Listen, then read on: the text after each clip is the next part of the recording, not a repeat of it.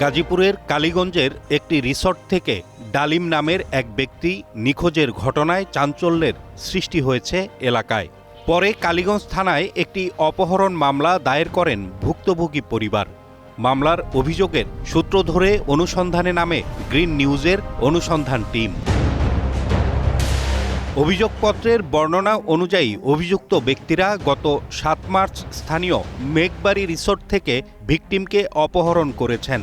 ঘটনার সত্যতা জানতে মামলার বাদীর সঙ্গে যোগাযোগের চেষ্টা করে গ্রিন নিউজের অনুসন্ধান টিম। আমার ভাইও এই জিটি করে না, এই জিটির মধ্যে জালিয়াতি করছে ওরা। এটা একটা চক্র, জালিয়াতি চক্র। আমার মার প্লটের দাম আছে 2,20,00,000 টাকা, এই প্লট দাম ধরে 40 লাখ টাকা। জুয়েল যে কত বড় গাদ্দার এটা তো এরশাদ জানছে, আর এরশাদ যে কত বড় গাদ্দার এটা তো পাড়াপথা মানুষ জানে, 2-4 গ্রামের মানুষ জানে। আমার চক্রান্ত করে ওরা আমার নিয়ে দেশ বিদেশে এটা জানাইছে।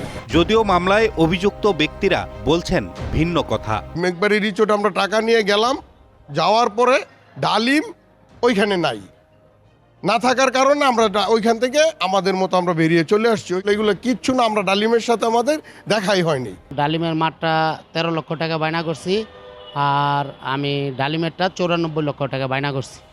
এখন আমার প্লটটি না দিয়া তারা এবং শরীফ আমার নামে একটা মিথ্যা অপহরণকারী মামলা দেয়।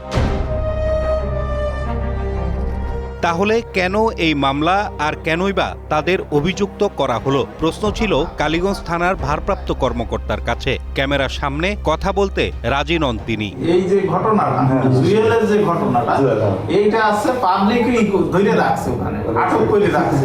এদিকে জেলা পুলিশ সুপার বলছেন, তদন্ত কর্মকর্তার গাফিলতি প্রমাণিত হলে অবশ্যই দায়িত্বরতদের বিরুদ্ধে বিভাগীয় ব্যবস্থা গ্রহণ করা হবে। ভিকটিমকে উদ্ধার করার পরে আইন অনুযায়ী নিয়ম হচ্ছে তাকে বিজ্ঞ আদালতে হাজির করা, আর আদালতে বিজ্ঞ ম্যাজিস্ট্রেট মহোদয় অবশ্যই তার বক্তব্যটা শুনবে। তদন্ত সাপেক্ষে যদি এটা প্রমাণ হয় অবশ্যই তার বিরুদ্ধে ব্যবস্থা নেওয়া হবে। Hasan Zakir, green news, Dhaka.